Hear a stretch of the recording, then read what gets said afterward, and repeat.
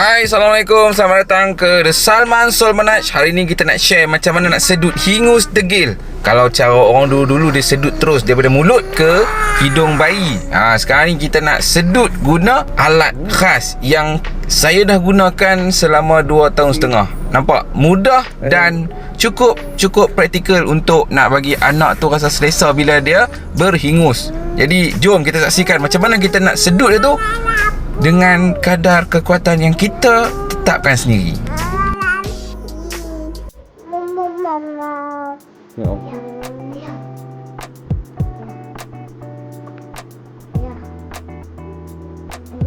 Ya, tak lah sangat kita tahu. Saya tengah sedut hidung adik ni.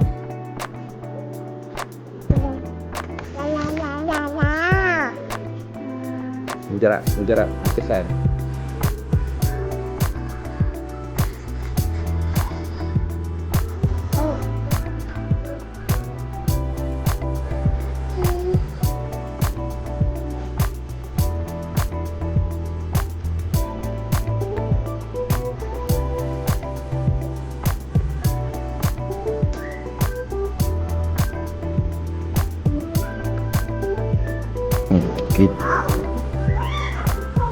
Kita sedut melalui sini. Okey, dia tarik melalui sini. Dia ada satu ruangan. Kemudian dekat ruangan dia ni tak masuk direct. Tak masuk direct sebab dia ada penutup ni.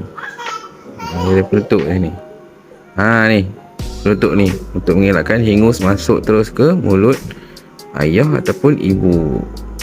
Dia akan terkumpul dah ni. Jadi kalau nak termis pun dia akan masuk dalam ni. So selamat digunakan. So dah habis, mesti basuh. Dah guna sini 2 tahun lebih dah.